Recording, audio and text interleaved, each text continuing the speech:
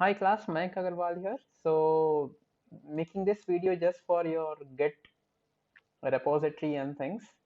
So I think making a video would help you more. So just when you sign into your Git account, you can make a new Git repo. So as I said, okay, you need to make it with CS384 underscore your roll number. So whatever your roll number is, let me write my employee ID 308. Description can be anything. You can say okay, uh, my assignments for CS384. Make sure it's a private repo and just add this, tick this option, add a readme file. Okay, so you can just create repository, right?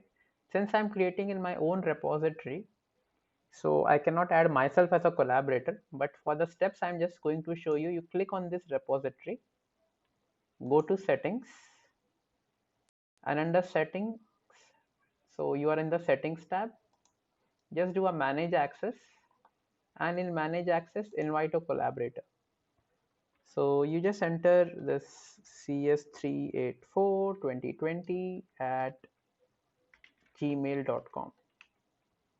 Okay, so you can just click this invite and add this.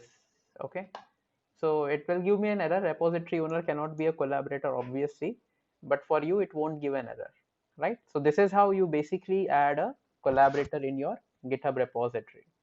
So once a collaborator is added, now basically your repository is ready, right? A readme file appears here and CS, okay, I misprinted, it should be 384.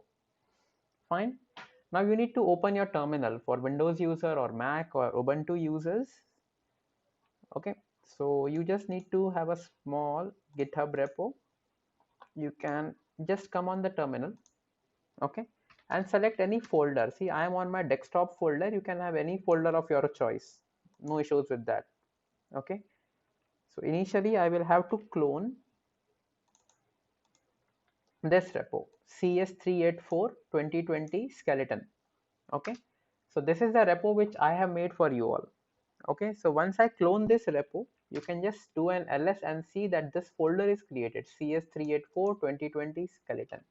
Let me just go inside it. You can see there are two files here, assignment one and the readme which was initialized.